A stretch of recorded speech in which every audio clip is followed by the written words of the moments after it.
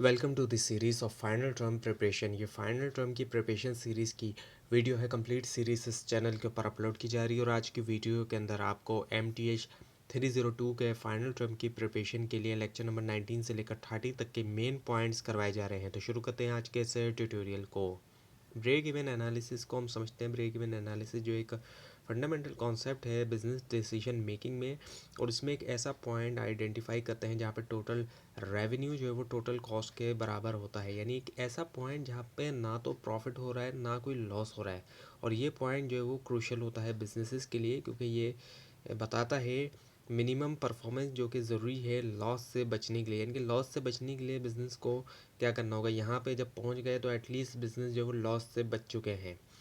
और ये जो है इसको अक्सर जो है वो दिखाया जाता है कुछ इस तरीके से, जैसे कि यूनिट सोल्ड, कितने यूनिट सोल्ड हुए इस हिसाब से, या फिर जो रेवेन्यू जनरेट हुआ है, और इस तरीके से जो है इसको दिखाया जाता है।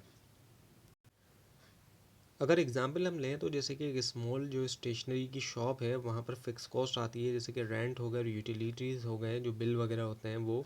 और वेरिएबल कॉस्ट अगर देखें तो वहाँ पर पेपर और इंक वगैरह की आती है। अब ब्रेक इवन पॉइंट जो है वो कुछ इस तरीके से बताया जाएगा कि कितनी जो है वो नोटबुक जो है वो सेल की जाए, तो कितनी बुक्स नोटबुक सेल करके जो इनकम आएगी वो एग्जैक्टली कवर करेगी इन कॉस्ट को, ताकि ब्रेक इवन पॉइंट निकाला जाए। और अंडरस्टैंड करना है ये कॉन्सेप्ट जो है वो हेल्प करता है मैनेजर्स को कि सेट करें रियलिस्टिक सेल्स टारगेट और प्राइसिंग स्ट्रेटजीज। अब इसको और समझते हैं। ये जो है वो बन चुका है ज़्यादा इंसाइटफुल जब एग्जामिन कर रहे हैं कि कैसे चेंजेस आना कॉस्ट स्ट्रक्चर में, प्राइसिंग में इन्फ्लुएंस करता। ब्रेक इवन पॉइंट बिजनेसेस अक्सर यूज़ करते हैं, अक्सर फेस करते हैं एक्चुअली डायनेमिक एनवायरनमेंट, जहाँ पर raw material cost, labour expenses और मार्केट जो है वो कंडीशन फ्लक्चुएट करती है। अंडरस्टैंड करना इन वेरिएशन को ज़रूरी होता है मेंटेन करने के लिए प्रॉफिटेबिलिटी। और अगर एक कंपनी एक्सपीरियंस करती है इंक्रीज़ होना फिक्स कॉस्ट में हायर रेंट की वजह से या फिर इक्विपमेंट अपग्रेड की वजह से, तो ब्रेक इवन पॉइंट बढ़ जाएगा। जितनी ज़्यादा फिक्स कॉस्ट बढ़ेगी उतना ब्रेक इवन पॉइंट जो बढ़ जाएगा, और उसके लिए ज़्यादा यूनिट को सोल्ड करना रिक्वायर्ड होगा। तो जब भी कभी फिक्स कॉस्ट बढ़ेगी, चाहे वो रेंट बढ़ रहा है या इक्विपमेंट अपग्रेड वगैरह बढ़ रहा है, तो उससे फिक्स कॉस्ट जो ब्रेक इवन पॉइंट है उस तक पहुंचना थोड़ा और मुश्किल हो सकता है। और चेंज आना वेरिएबल कॉस्ट में, जैसे कि रॉ मटेरियल या पैकेजिंग, जो ये डायरेक्टली अफेक्ट करता है कंट्रीब्यूशन मार्जिन, और कॉन्सिक्वेंटली तौर पे ब्रेक इवन के थ्रेशोल्ड को भी। और प्राइसिंग स्ट्रेटजी बहुत बड़ा रोल प्ले करती है। इंक्रीज तो हो जाती है सेल जो है प्राइस से, लेकिन प्रॉफिट मार्जिन भी उसमें भी कमी आती है।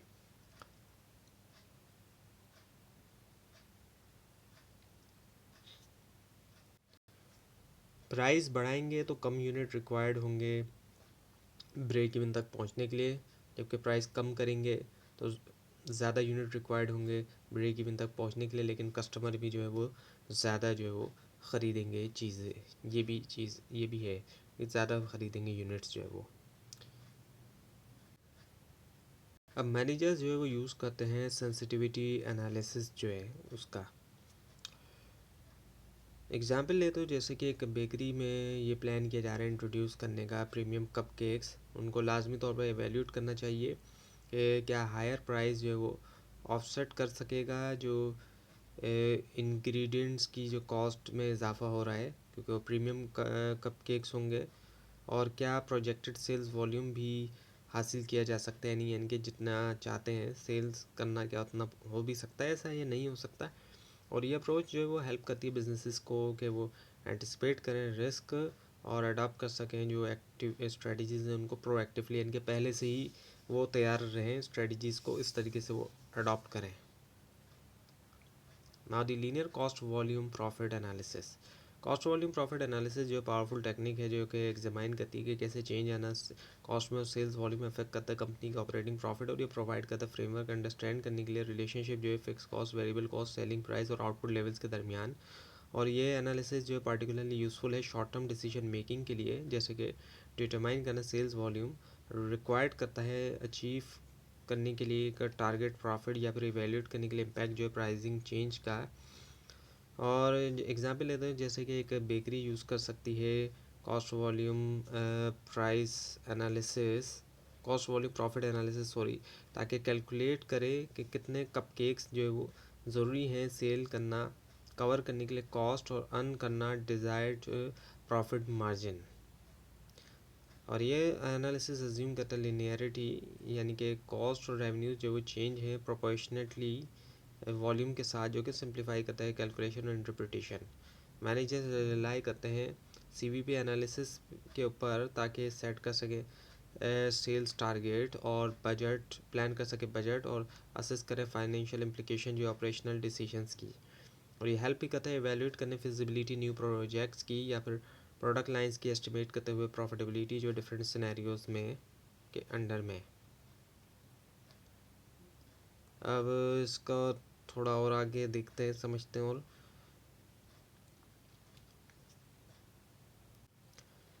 मैनेजर्स जो है वो यूज़ करते हैं सीवीपी एनालिसिस से वैल्यूएट करने के लिए जो इम्पैक्ट आता है चेंजेस का कॉस्ट स्ट्रक्चर्स में, जैसे कि शिफ्ट होना फिक्स या वेरिएबल कॉस्ट में प्रॉफिटेबिलिटी के ऊपर। और जैसे कि एक कंपनी जो है वो इन्वेस्ट करती है ऑटोमेशन के ऊपर ताकि लेबर कॉस्ट को कम किया जाए, सीवीपी एनालिसिस जो है वो ये डिटरमाइन कर सकता है कि क्या सेविंग जो है जस्टिफाई करती है इनिशियल एक्सपेंडिचर को। और इसी तरह जो चेंजेस आती हैं सेलिंग प्राइजेस में कॉम्पिटिटिव प्रेशर की वजह से या प्रमोशनल कैंपेन की वजह से सिग्निफिकेंटली तौर पे असर डालती है कंट्रीब्यूशन मार्जिन और ब्रेक इवन पॉइंट्स के ऊपर। और जो एडवांस सीवीपी एनालिसिस है वो इनकॉर्पोरेट भी करता है सेंसिटिविटी टेस्टिंग, जो कि एग्जामाइन करता है कि कैसे डिफरेंट अजम्पशंस अफेक्ट करते हैं आउटकम्स को। ये अप्रोच हेल्प करती है बिजनेसेस को प्रिपेयर होने में अनसर्टेनिटीज़ के लिए और डेवलप करने में कंटिजेंसी प्लान। अब जैसे कि एक मैन्युफैक्चरिंग फर्म जो है वो एनालाइज कर सकती है कि किस तरीके से फ्लक्चुएशन आना रॉ मटेरियल की प्राइसेस में असर डालती है प्रॉफिटेबिलिटी के ऊपर भी। और जो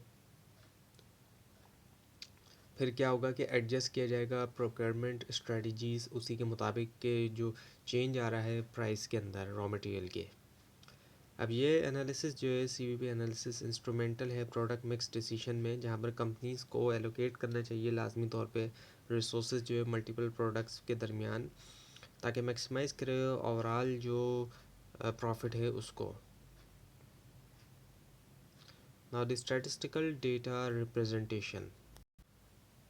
स्टैटिस्टिकल डेटा रिप्रेजेंटेशन में होता क्या है कि ऑर्गेनाइज़ किया जाता है, प्रेजेंट किया जाता है डेटा इस तरीके से कि जो कि इजी हो अंडरस्टैंड करने के लिए भी और इंटरप्रेट के लिए भी। और ये प्रोसेस जो होता है ये ज़रूरी होता है एनालाइज करने के लिए, ट्रेंड कंपेयर करने के लिए, वैल्यूज़ और इन्फॉर्म डिसीजन के लिए। और कॉमन मेथड अगर हम देखें उसमें चार टेबल्स हैं, चार्ट्स हैं, ग्राफ्स हैं, और हर एक सर्व कर रहा है स्पेसिफिक पर्पस। टेबल जो है वो अरेंज करता है डेटा को रोज और कॉलम में, प्रोवाइड करता है स्ट्रक्चर फॉर्मेट डिटेल कंपैरिजन के लिए। और चार्ट और ग्राफ जैसे कि बार चार्ट हो गई, लाइन ग्राफ्स और पाई चार्ट, इनसे विजुअल रिप्रेजेंटेशन होता है, इनकी विजुअली तौर पे दिखाया जाता है।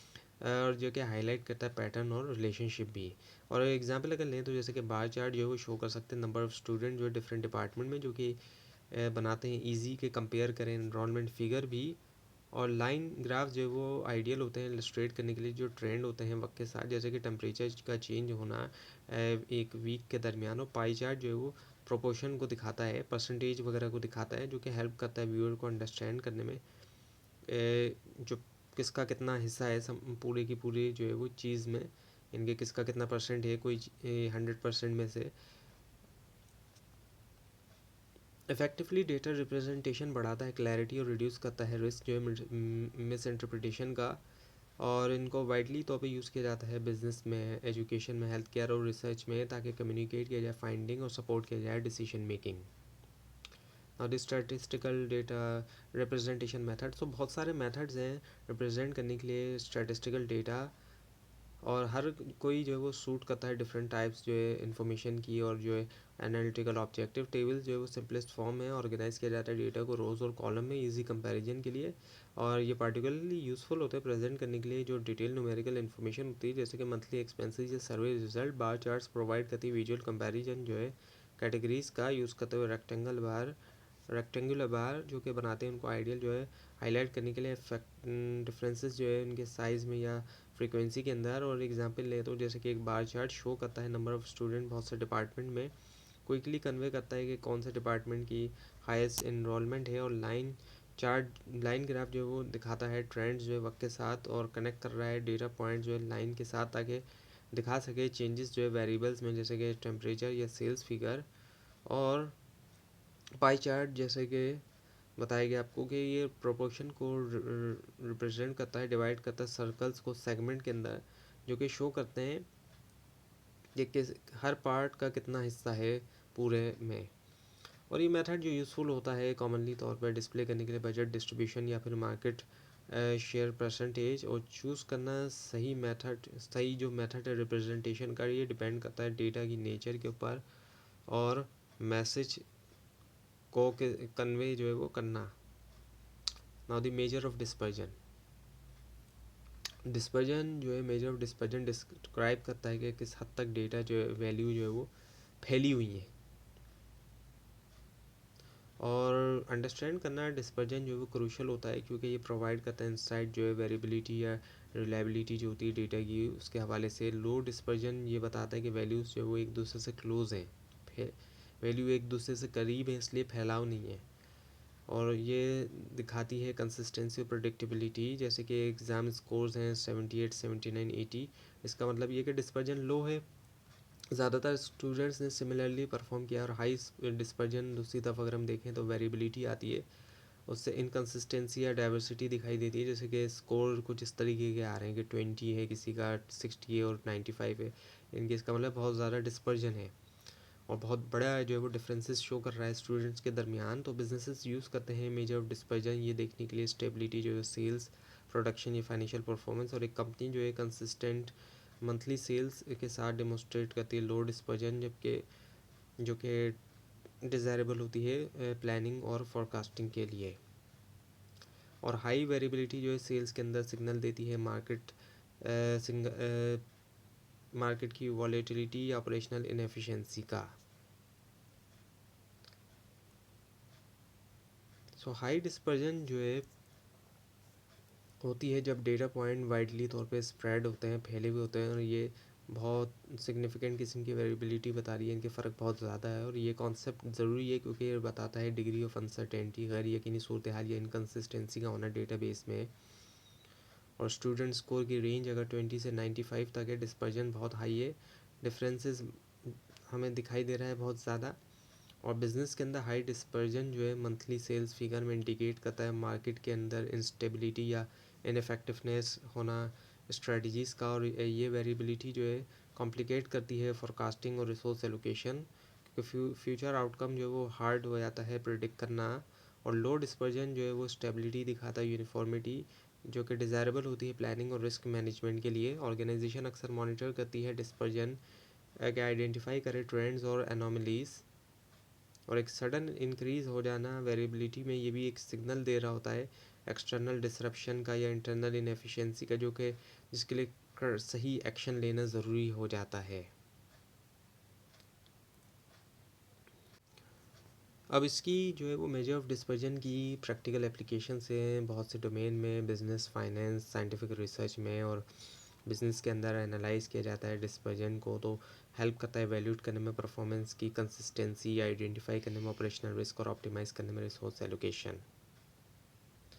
एग्जाम्पल लेते हो जैसे कि कंपनी जो कि एसेस करिए मंथली सेल्स वेरिएबिलिटी, वो डिटरमाइन कर सकती है कि क्या फ्लक्चुएशन सीजनल है या इंडिकेट कर रही है किसी डीपर इशू का। फाइनेंस के अंदर डिस्पर्जन एनालिसिस इंटीग्रल होता है रिस्क मैनेजमेंट के साथ, ये रिवील करता है वॉलीटिलिटी एसेट रिटर्न की, और इन्फॉर्म करता है पोर्टफोलियो डाइवर्सिफिकेशन स्ट्रेटजीज। जबकि हाई वेरिएबिलिटी रिटर्न के अंदर बताती है ग्रेटर रिस्क, प्रॉम्प्ट करती है इन्वेस्टर्स को कि वो बैलेंस तलाश करें रिसोर्स एलोकेशन के दरमियान, एसेट एलोकेशन के दरमियान सॉरी।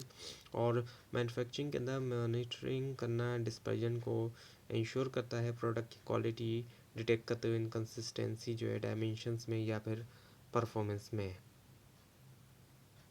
कंसिस्टेंट आउटपुट जो है रिफ्लेक्ट करता है लो डिस्पर्जन, जो कि ज़रूरी होता है मेंटेन करने के लिए कस्टमर सेटिस्फेक्शन और रेगुलेटरी कंप्लाइंस। और एजुकेशन में डिस्पर्जन एनालिसिस हाईलाइट करता है जो डिस्पैरिटी होती है स्टूडेंट परफॉर्मेंस में, और गाइड करता है इंटरवेंशन के इम्प्रूव किया जाए लर्निंग आउटकम। रिसर्चर्स जो है वो रिलाई भी करते हैं डिस्पर्जन के ऊपर ताकि मेजर करें वैलिडेट एक्सपेरिमेंटल रिजल्ट, क्योंकि लो वेरिएबिलिटी बढ़ाती है रिलायबिलिटी और रिप्रोड्यूसिबिलिटी।